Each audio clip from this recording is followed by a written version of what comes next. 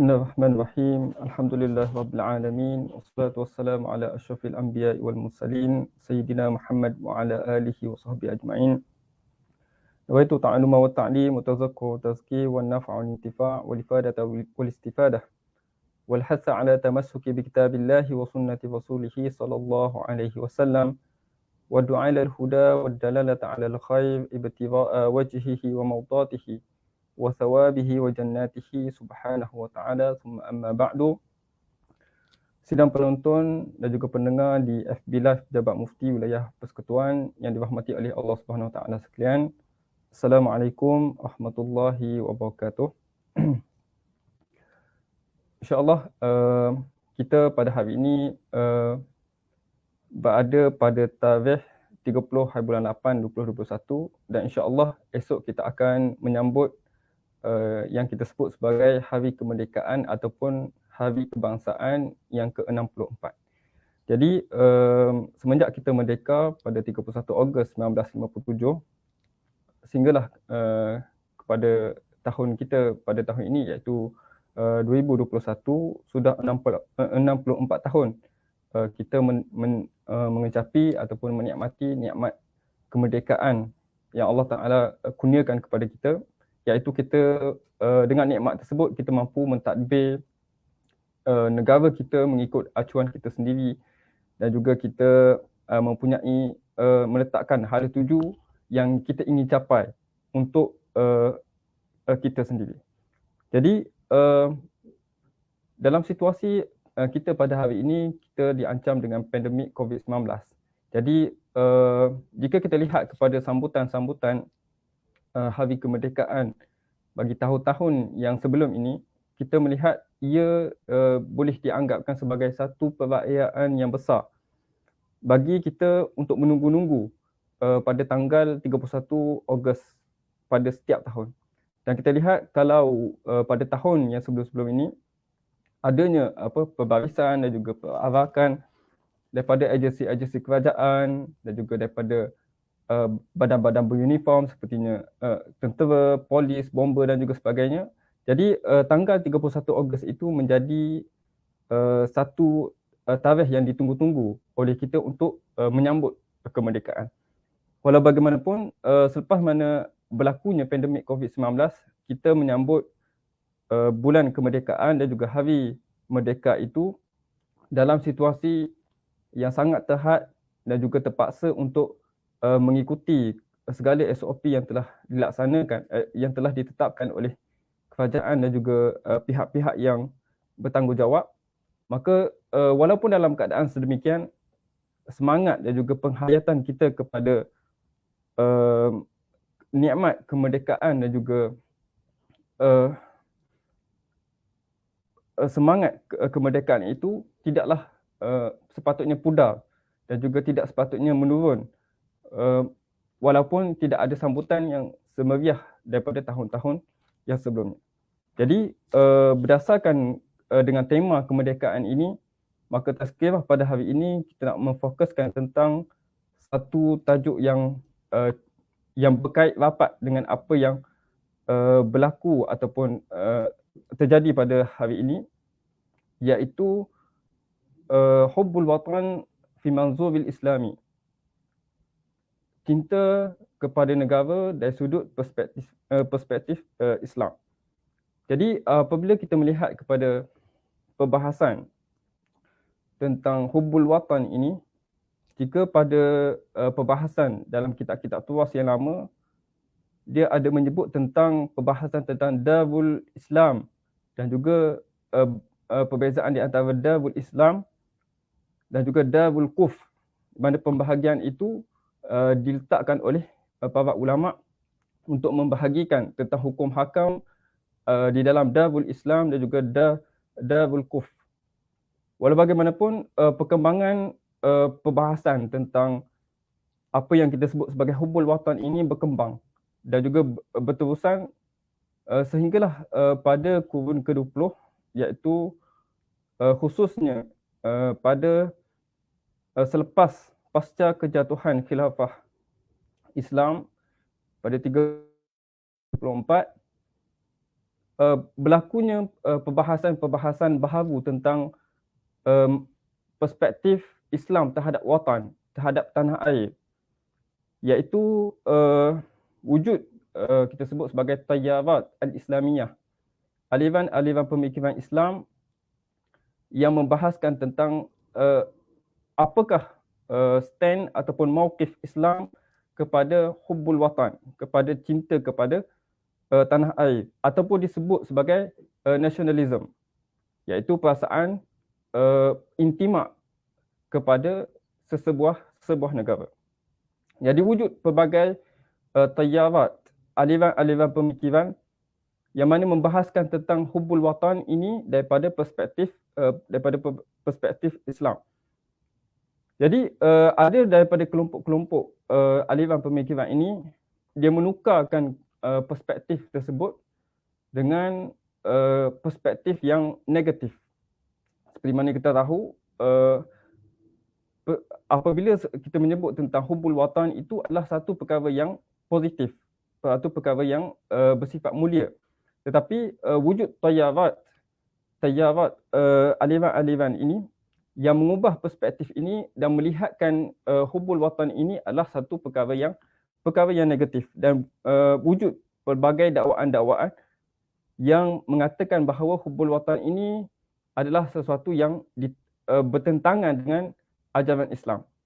Jadi untuk dakwaan-dakwaan golongan tayarat Islamiyah ini, yang pertama ada 4 dakwaan yang disebut oleh ataupun dibawa oleh golongan-golongan aliran pemikiran ini yang akan kita fokuskan, iaitu yang pertama adalah mereka mengatakan bahawa tanah air ini hanyalah turabun, hanyalah debu-debu ataupun tanah-tanah, la qimata laha wa la wazna laha, yang tidak ada timbangan ataupun tidak ada nilai baginya, hanyalah sekadar tanah-tanah yang tidak patut dibanggakan, yang tidak patut untuk kita agung-agungkan. Jadi ini adalah satu daripada dakwaan golongan tayarat ini, mengatakan bahawa daulah ataupun negara ini bukanlah sesuatu yang perlu diagungkan dan juga perlu ditakzimkan. Yang keduanya adalah dakwaan mereka mengatakan bahawa hudud ataupun sempadan daulah ini adalah di sana'ah al-isti'mariyah, dilakukan oleh golongan-golongan kolonial, golongan-golongan penjajah. Mereka telah memecahkan negara-negara ini untuk mereka ini berpecah dan bersifat dengan sifat nasionalisme bagi setiap daripada penduduk di negara tersebut. Jadi mereka memandang bahawa sifat cinta kepada negara ini adalah bersifat dengan juz'i.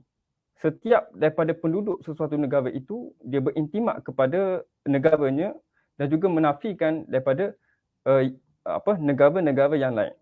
Dan pada pandangan mereka ini, fikrah seperti ini adalah muqabil lil khilafatil islamiyah, bertentangan dengan fikrah yang melihat kesatuan umat Islam di bawah khilafah islamiyah. Kemudian yang ketiga, yang disebutkan dakwaan golongan-golongan beraliran ini adalah mengatakan bahawa tanah air ini adalah masakinul lati tardawnaha, yang mana Allah Subhanahu Wa Taala mencela orang yang melebihkan masakin ataupun tempat tinggal mereka ini berbanding daripada jihad di jalan Allah Subhanahu Wa Taala. Iaitu di dalam surah At-Taubah, Allah Subhanahu Wa Taala berfirman, "Qul in kana aba'ukum wa abna'ukum wa ikhwanukum wa azwajukum wa amwalun iqtaraftumuha wa tijaratun takhshawna kasadaha wa masakinu tardawnaha ahabba ilaikum minallahi wa rasulih wa jihadin fi sabilih fatarabbasu hatta ya'tiyallahu bi amrih wallahu la yahdil qaumal fasiqin." Dalam ayat ini Allah Subhanahu Wa Taala menyebutkan bahawa wujud ada perkara-perkara lain yang kita dahulukan, yang kita utamakan berbanding jihad di jalan Allah Subhanahu Wa Taala. Antaranya adalah masakin wa masakinu tardawnaha, iaitu tempat-tempat tinggal yang kamu cinta kepadanya, kamu redha kepadanya, kamu tidak mahu tinggal daripadanya, maka kata golongan-golongan yang menafikan tentang kepentingan cinta kepada negara ini, negara itu adalah masakinu tardawnaha, adalah tempat yang kamu cinta, yang kamu menjadi berat untuk berjihad di jalan Allah Subhanahu Wa Taala. Jadi itu adalah hujah-hujah mereka. Yang ketiga adalah dengan menganggapkan bahawa tanah air itu seperti masakinu tardawnaha. Dan yang keempat adalah tidak ada hadis dan juga ayat Al-Quran yang menyuruh secara jelas untuk kita mencintai tanah air dan juga negara yang kita lahir. Jadi terdapat beberapa hadis yang menyebutkan tentang Nabi SAW ketika mana baginda SAW berhijrah ke Madinah. Sebelum daripada baginda meneruskan perjalanan itu, Nabi pandang kepada Mekah, apa yang Nabi sebut, ma atlabuka min baladin wa ahabbaki ilayya walaula anna qaumi akhrajuni minki ma sakantu ghayraki. Kata Nabi SAW, alangkah cantiknya wahai Mekah, wa ahabbaki ilayya, betapa cintanya aku kepada kamu wahai Mekah, walaula anna qaumi akhrajuni, kalaulah bukan kerana kaum aku yang mengeluarkan aku daripadanya, akhrajuni minki ma sakantu ghayraki, sudah tentu aku tidak akan tinggal di tempat lain selain daripada di Mekah. Jadi kata golongan ini daripada hadis ini tidak menunjukkan kepada hubbul watan, tetapi ia khusus kepada Mekah dan juga Madinah. Ia khusus kepada Mekah dan juga Madinah, dan tidak kepada biqa'ul ard, kepada kita kata apa, negara-negara yang selain daripada Mekah dan juga Madinah. Jadi mereka mendakwa bahawa hadis itu khusus kepada Mekah sahaja dan bukan kepada negara-negara yang kita duduki ataupun di mana sahaja di muka bumi ini. Jadi ada 4 dakwaan golongan ini mengatakan bahawa hubbul watan ini adalah satu perkara yang negatif, satu perkara yang tidak dianjurkan oleh Islam.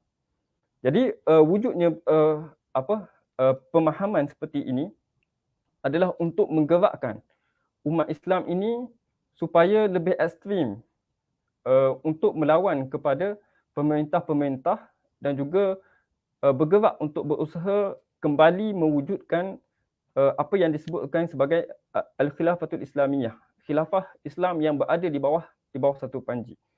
Jadi untuk menjawab persoalan dan juga dakwaan yang disampaikan ataupun dilontarkan oleh aliran-aliran ini, maka kita jawab fal jawabu min anzalika min wujuhin katsira. Adapun untuk menjawab dakwaan-dakwaan mereka ini, maka ia boleh dijawab dengan pelbagai sudut, dengan banyak sudut. Cuma kita akan fokuskan kepada poin-poin utama yang menunjukkan bahawa hubbul watan ini adalah ataupun cinta kepada negara ini adalah satu anjuran daripada Islam yang tidak mampu disangkal, yang tidak boleh kita kata sebagai tidak boleh dinafikan. Jadi untuk menjawab dakwaan-dakwaan ini, kita melihat pertama sebelum kita masuk kepada perbahasan tentang syarak tentang hubbul watan ini, kita melihat kepada dari sudut fitrah terlebih dahulu. Jadi fitrah manusia ini dia lahir dalam keadaan Allah Ta'ala jadikan kepadanya itu fitrah untuk mencintai tempat dia lahir, tempat dia membesar dan juga tempat dia menimba pengalaman di waktu kecilnya. Dan kita lihat kalau dalam masyarakat kita, masyarakat Melayu, kita ada kata pepatah yang menyebutkan bahawa tempat jatuh lagi kan dikenang, apatah lagi tempat bermain. Maksudnya adalah hubbul watan itu sudah ada dalam fitrah masyarakat kita. Tempat jatuh lagi kan dikenang, apatah lagi tempat bermain. Maksudnya adalah tempat yang kita membesar, tempat yang kita lahir, tempat yang kita menimba pengalaman pada ketika kita masih kecil itu sudah kenangan dan juga memori itu terpahat di dalam fikiran kita, menyebabkan tempat itu kita sayang ataupun kita cintai dan juga kita rindui. Dan pepatah-pepatah lain yang menyebutkan bahawa yang biasa kita dengar adalah hujan batu di negeri orang, hujan emas hujan emas di negeri orang, hujan batu di negeri sendiri, tetapi lebih baik di negeri sendiri. Ini adalah atau peribahasa yang makruf dalam kalangan kita, nak menunjukkan bahawa seburuk mana pun tanah air kita, maka itu adalah lebih dekat, lebih kita cintai dan juga lebih kita sayang berbanding tempat-tempat lain di seluruh dunia ini. Jadi pertamanya adalah fitrah seorang manusia itu Allah Ta'ala dah jadikan bahawa dia mencintai dan juga merindui dan juga menyayangi tempat yang dia lahir, dan juga sanggup untuk mempertahankannya daripada apa jua pencerobohan dan juga penjajahan. Kemudian kita masuk kepada perbahasan tentang bagaimana syarak mengiktiraf. Hubbul watan ini adalah salah satu daripada syu'ur ataupun perasaan yang nabilah, yang mulia dan juga yang agung bagi seorang manusia. Yang pertama adalah ketika mana Allah SWT berfirman di dalam Al-Quran, walau anna katabna alaihim an iqtulu anfusakum aw ikhruju min diyarikum ma fa'aluhu illa qalilan minhum. Jadi dalam ayat ini Allah SWT sebut walau anna katabna alaihim an iqtulu anfusakum. Kalaulah kami wajibkan kepada mereka ini untuk membunuh diri mereka. Walau anna katabna alaikum an iqtulu anfusakum walau anna katabna alaihim an iqtulu anfusakum aw yakhruju min diyarikum. Ataupun kamu keluarlah daripada tempat kediaman kamu. Aw yakhruju min diyarikum. Dan kata Imam Fakhruddin Ar-Razi di dalam tafsirnya Mafatihul Ghaib ataupun disebut sebagai Tafsirul Kabir, ja'ala subhanahu wa ta'ala mufaraqatal awtani mu'adalatan liqatlin nafsi. Allah Subhanahu wa ta'ala dalam ayat yang kita sebutkan tadi menyamakan azab dan juga seksaan membunuh diri sendiri itu mu'adalatan liqatlin nafsi, sama dengan azab dan juga seksaan membunuh diri. Jadi dalam ayat di atas Allah Subhanahu wa ta'ala menjadikan mufaraqatul awtan, meninggalkan tanah air itu adalah sama seperti membunuh diri. Jadi juga Mula Ali Qari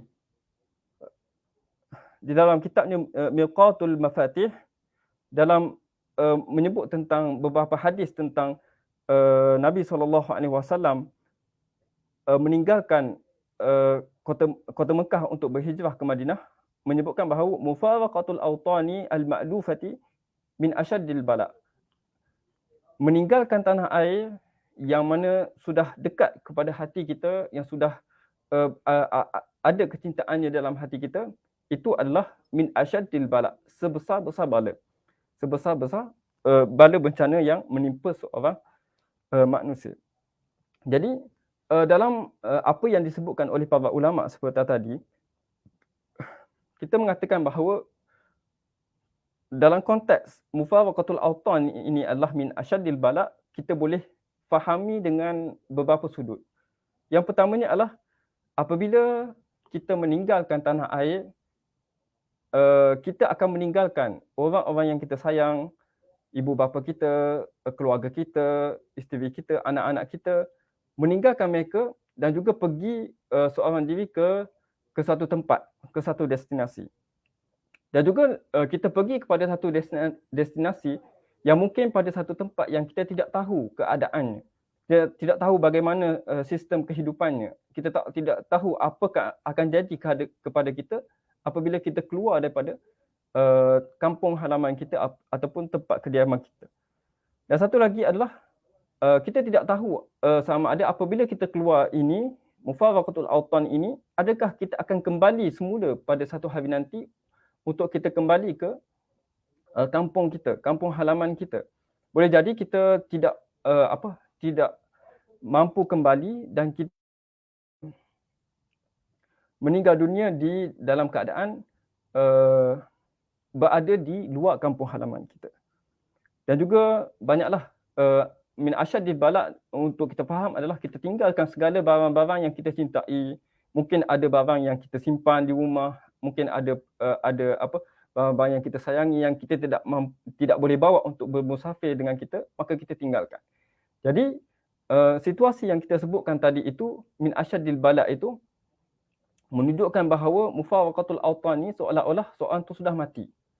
Seorang tu sama dengan keadaannya ialah sudah mati, meninggalkan segala apa yang dia ada untuk pergi secara bermusafir ke satu tempat yang dia tidak tahu keadaan dan juga situasi di tempat tersebut.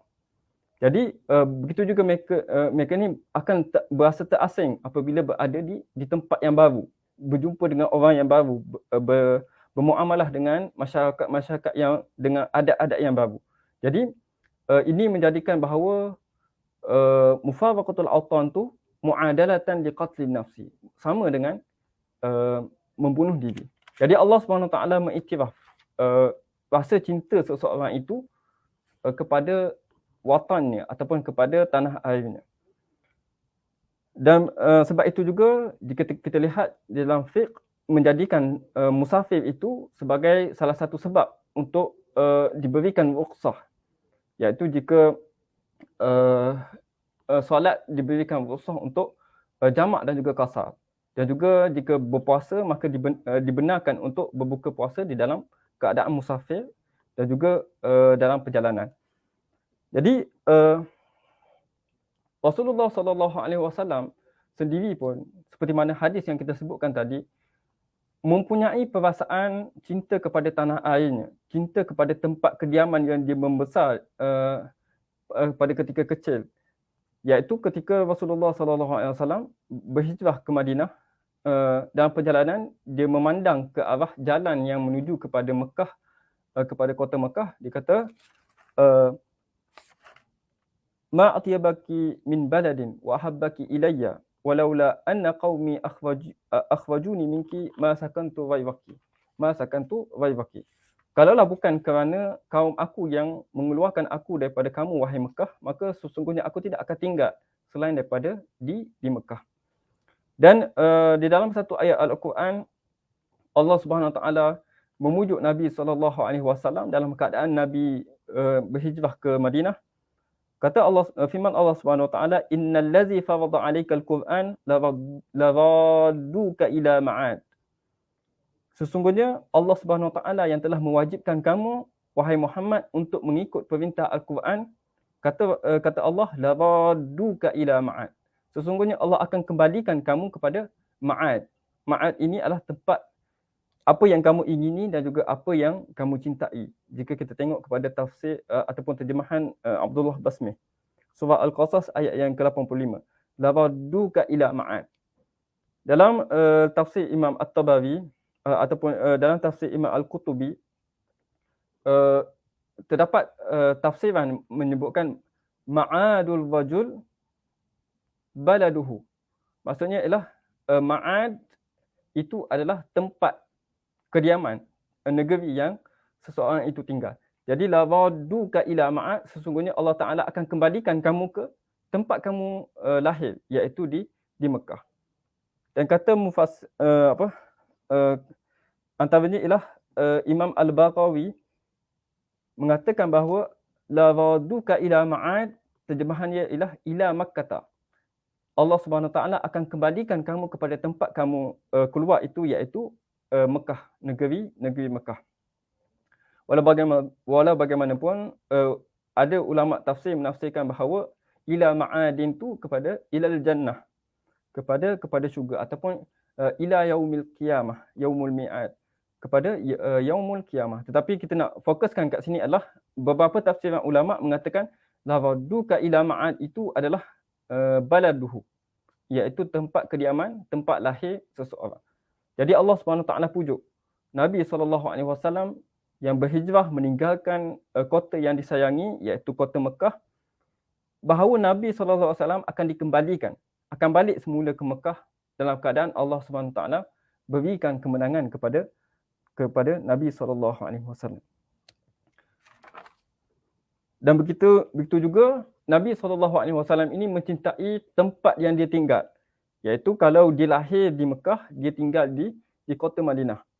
Dan Nabi SAW mempunyai rasa cinta kepada Madinah ini di dalam satu hadis yang diriwayatkan dalam Sahih Al-Bukhari, mana Nabi SAW apabila kembali daripada safar, keluar daripada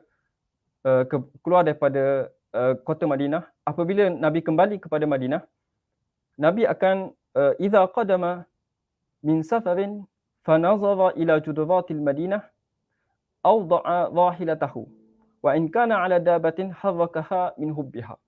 Ini perasaan Nabi SAW.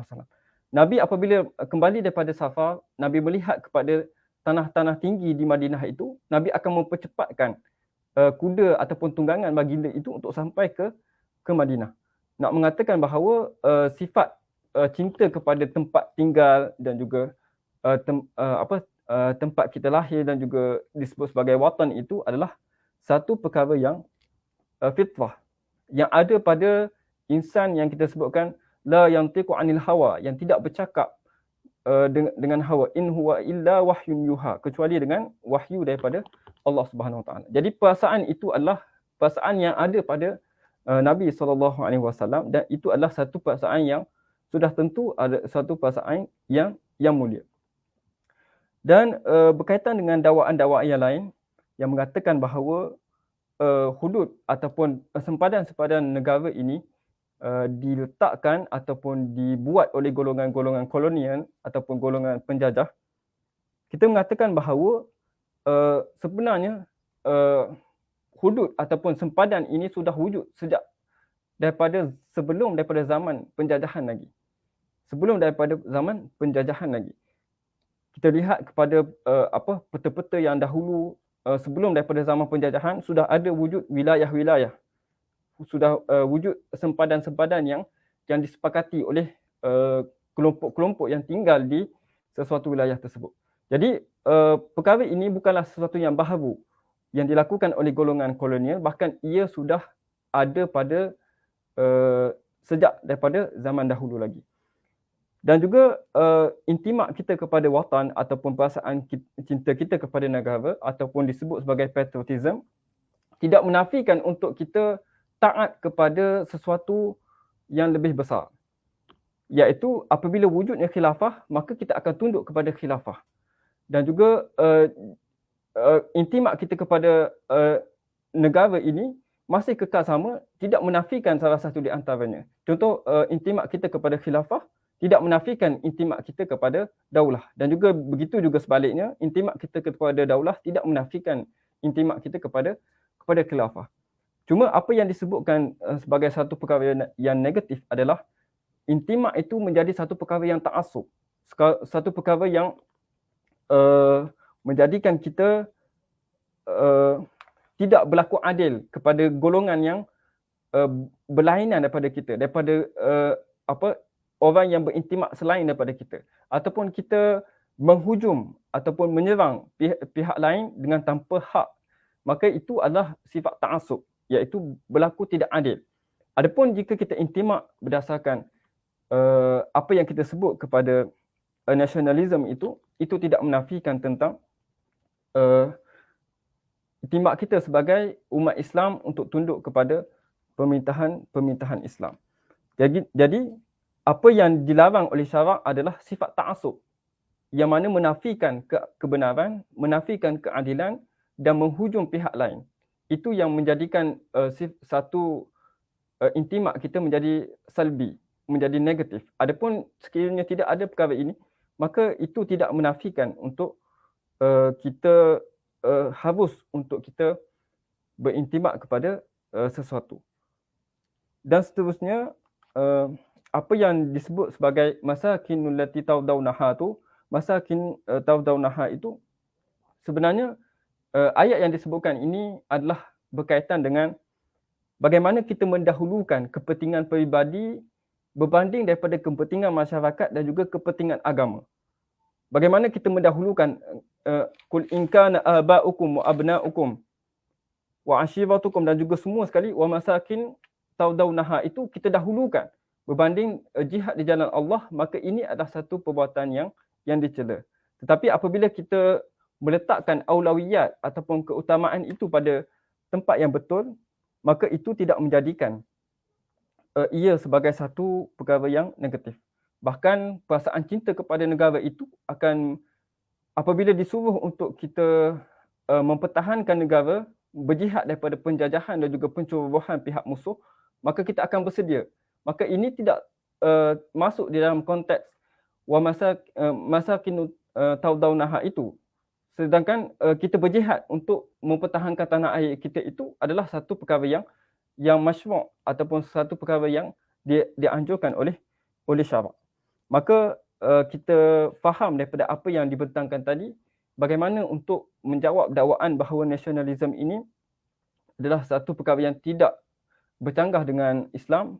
Bahkan kita memberikan dalil-dalil dan juga penghujjahan tentang yang kita sebutkan tadi, bahawa hubbul watan itu adalah salah satu perkara yang dianjurkan oleh Islam. Walaupun dalam hadis yang disebutkan hubbul watan minal iman, Imam As-Sakhawi menyebutkan bahawa lam aqif alaiha, lam aqif alaih, tapi kata Imam As-Sakhawi wa ma'nahu sahih, tapi maknanya ada sahih. Dia tidak ada asal, tetapi makna bagi yang disebutkan tadi itu adalah sahih. Jadi daripada situ kita kembalikan perhayatan kita kepada sifat cinta kepada negara, dan kita akan mempertahankannya daripada sebarang pencerobohan dan daripada sebarang penjajahan. Moga-moga Allah SWT kekalkan nikmat kemerdekaan ini selama-lamanya. Dengan itu kita dapat hidup dengan aman, sentosa dan juga dapat memerintah negara kita dengan sebaiknya. Moga-moga mendapat manfaat daripada apa yang disampaikan. Aqulu qawli hadza wa astaghfirullahal azim li wa lakum. Assalamualaikum warahmatullahi wabarakatuh.